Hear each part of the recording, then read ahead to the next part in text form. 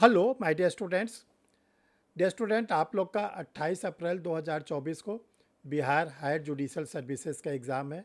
बहुत ही कम समय आप लोग के लिए बचा हुआ है।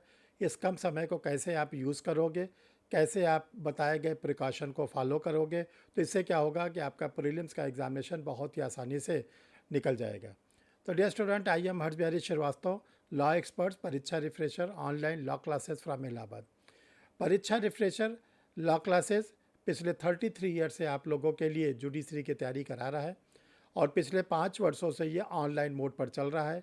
और इस समय ऑनलाइन मोड पर सारी क्लासेस हायर जुडिशल की, सिविल जज की और एपीओ की आप लोगों के लिए चल रही है। डियर स्टूडेंट, आप लोग में से जिन्होंने परीक्षा रिफ्रेशर यूट्यूब चैनल को सब्सक्राइब नहीं किया वो सब्सक्राइब कर लें। एक बार अगर आप चैनल को सब्सक्राइब कर लेते हैं तो आगे के समय में जो भी वीडियो आप लोग के लिए तैयार किया जाएगा लॉ से रिलेटेड, वो आपके सिस्टम पर ऑटोमेटिक आ जाएगा। आपको ये पता लगाने की ज़रूरत नहीं पड़ेगी कि कोई नया वीडियो परीक्षा रिफ्रेशर लॉ क्लासेस का आया कि नहीं आया।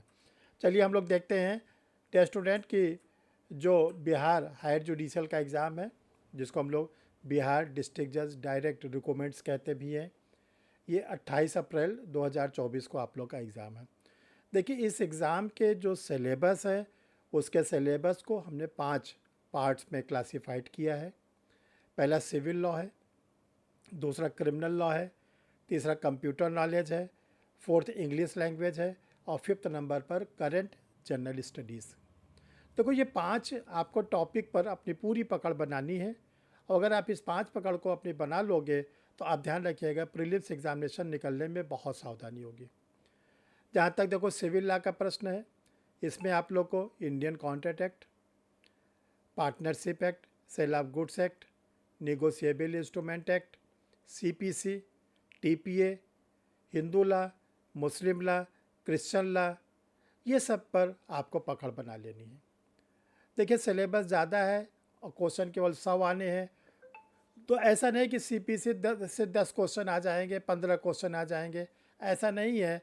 हर एक्ट से किसी से 2, किसी से 3, किसी से 4, ऐसे ऐसे आने की पॉसिबिलिटीज़ ज़्यादा है। तो आप लोग क्या करोगे, बेसिक कॉन्सेप्ट को ज़रूर क्लियर करे रहोगे। भारतीय संविदा अधिनियम की, साझेदारी अधिनियम की, माल विक्रय अधिनियम की, परक्राम लिखत अधिनियम की, और इसके साथ साथ हिंदू लॉ, मुस्लिम लॉ, ईसाई लॉ और आप लोग के लिए सीपीसी। क्रिमिनल लॉ में आईपीसी, सीआरपीसी, एविडेंस। देखो, आप लोग को यहाँ पर हम बता देना चाहते हैं कि जो न्यू 3 क्रिमिनल्स लॉ हैं वो बिहार के हायर जुडिशल में नहीं आएंगे। बिहार के हायर जुडिशल में ओल्ड, यानी कि जो प्रेजेंट में आईपीसी, सीआरपीसी, एविडेंस चल रहा है वो आएगा। लेकिन एक चीज़ ध्यान रखिएगा, जो यूपी का हायर जुडिशल एग्ज़ाम है जिसके फॉर्म अभी आप लोग भर रहे हैं, इसमें क्लियर कट कह दिया गया है कि नया क्रिमिनल लॉ आएगा। नया क्रिमिनल लॉ का मतलब आईपीसी को रिप्लेस करके बीएनएस, सीआरपीसी को रिप्लेस करके बीएनएसएस और इंडियन एविडेंस एक्ट को रिप्लेस करके भारतीय साक्ष्य अधिनियम। तो बिहार वाले में तो आप लोग अभी अपने आईपीसी, सीआरपीसी, एविडेंस को लो। कंप्यूटर नॉलेज, देखो इस पोर्शन को इग्नोर मत कर देना, आप इसको ज़रूर स्टडी करके जाना, क्योंकि इसके अगर आप किसी भी पोर्शन को इग्नोर कर दोगे तो आप मेरिट से बाहर हो जाएंगे, क्वालिफाई नहीं कर पाएंगे। फिर इसके बाद आता है इंग्लिश लैंग्वेज। इंग्लिश लैंग्वेज में एमसीक्यू फॉर्म में आप लोग के लिए synonyms, antonym, fill in the blanks, ये सब ज़्यादा क्वेश्चंस आते हैं। करेक्ट इनकरेक्ट का आता है। और करंट इवेंट्स, देखो करंट इवेंट्स आपको 2023, 1 जनवरी 2023 से लेकर और आज तक के डेट तक आपको पूरा कंप्लीट करना है। इसमें national events, international events, legal events, ये सब जितने भी टॉपिक होते हैं उसको आपको ज़्यादा फोकस करना है। डेट को याद रखना है, क्या इवेंट्स हुए थे, किस प्लेस पर हुए थे, क्या इसमें लास्ट में कंक्लूज़न निकला था, ये सब बारीकी आप लोग करंट अफेयर्स का पूरा 12 महीने आप लोग पूरा 2023 का जनवरी से दिसंबर तक कंप्लीट करेंगे। और जो इधर का 2024 का जनवरी, फरवरी, मार्च और 15 अप्रैल तक कम से कम अपने करंट अफेयर्स को आप लोग तैयार करिएगा। तो ये 5 पार्ट आप लोग के लिए है और जो ये चंद दिन बचे हैं इसमें आप इसके जितने अधिक से अधिक एमसीक्यू लगा सकते हैं एमसीक्यू लगाना शुरू कर दीजिए। मल्टीपल चॉइस क्वेश्चन, सीपीसी पर एमसीक्यू, आईपीसी पर एमसीक्यू, जितने एमसीक्यू मिलते जाए सब लगा सको। जिन स्टूडेंटों को लगता है कि हमें टेस्ट सीरीज में हिस्सा लेना चाहिए, एमसीक्यू सॉल्व करना चाहिए, वो परीक्षा रिफ्रेशर का 2 नंबर है 9005078691, 9335144265। इस पे अपना आधार कार्ड भेज देंगे और आप लोग को ढेर सारे एमसीक्यू भेजे जाएंगे, आप उसको अपना सॉल्व कर लीजिएगा, ठीक है। चलो डियर स्टूडेंट, देखिए 100 क्वेश्चंस आने हैं, 100 क्वेश्चन आप लोग के एग्ज़ाम में रहेंगे और 2 आवर्स, 2 आवर्स का मतलब होता है 120 मिनट। तो अगर इस रेशियो को ध्यान में रखकर हम देखें, एक क्वेश्चन के लिए जो आप लोग को टाइम मिलेगा 1.2 मिनट, 1.2 मिनट का मतलब होता है 72 सेकेंड्स। तो आपको क्या करना है, 72 सेकेंड्स में क्वेश्चन को पढ़ना भी है, क्वेश्चन के पढ़ने के बाद सही अल्टरनेटिव पर डिसीजन लेना है कि ए सही है कि बी सही है, सी सही है, और जो सबसे इम्पॉर्टेंट है उस सही डिसीजन को OMR सीट पर भरना। अगर आपने OMR सीट पे गलत भर दिया तो आपका वो नंबर चला जाएगा, और प्लस नेगेटिव मार्किंग है, पॉजिटिव जो आपने गेन किया उसमें से भी नंबर छीन लिया जाएगा। तो देखो, एक क्वेश्चन 3 मार्क्स के हैं, 100 क्वेश्चन 300 मार्क्स के, तो 300 नंबर का आप लोग का ये एग्ज़ाम होने जा रहा है, और इस 300 नंबर के एग्ज़ाम में नेगेटिव मार्किंग है। और ये ध्यान रखिएगा कि 300 नंबर मार्क्स वाले में अगर आपका 220, 220, 225 नंबर आप गेन कर लेते हैं, तभी आप उम्मीद रखिएगा कि प्रीलिम्स एग्ज़ामिनेशन आप क्वालिफाई करेंगे।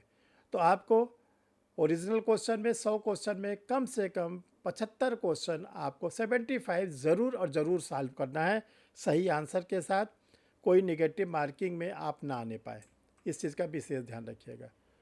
देखो डियर स्टूडेंट, आप लोग को प्रिकॉशन बताया जाता है, जब कोई क्वेश्चन आप सॉल्व करना शुरू करिए तो उसके चारों अल्टरनेटिव्स को पढ़िएगा। ये नहीं कि आपने पढ़ा और ए को देख कर इतने खुश हो गए कि आपने तुरंत ए पे मार दिया। नो, चारों अल्टरनेटिव पढ़िए। हो सकता है कि option number D best answer हो, तो आपको बेस्ट को सिलेक्ट करना है, तो इसलिए चारों अल्टरनेटिव पढ़ के आप अपना आंसर देंगे। इसके बाद आपको ये सावधानी बरतनी है कि जो OMR सीट है उसको बहुत सावधानी से भरना है।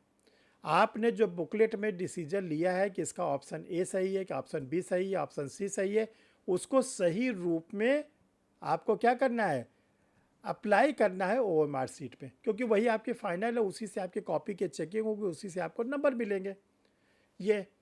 और इसके बाद देखो डियर स्टूडेंट, आप लोग अपने राइटिंग पैड को ले जाइएगा, ताकि एग्जामिनेशन हॉल में अगर मेज वगैरह में कोई प्रॉब्लम हो तो आप अपने राइटिंग पैड पे OMR सीट को लगाकर आंसर लिखिए। पेन 2 से ज़्यादा ले जाए, पेंसिल ले जाए, इरेज़र ले जाए, तो ये कटर वगैरह ले जाए, ये सब पूरे अपने प्रिकॉशन के साथ आप एग्ज़ामिनेशन हॉल में जाएं, और जो टाइम आपको बुलाया गया है उस टाइम पे ज़रूर पहुंच जाएं। अपने सीट पर समय से पहले बैठ जाएं और रिलैक्स होके आप अपने को कूल माइंड करके कोई टेंशन ना पालिए और एग्ज़ामिनेशन को शुरू करिएगा। हमारी आप लोग के साथ शुभकामना है कि आप लोग के अच्छे से अच्छे एग्ज़ाम हो, आप लोग प्री क्वालिफाई करें, यही सर की मेन उद्देश्य है आप लोग को इस वीडियो को बनाने का।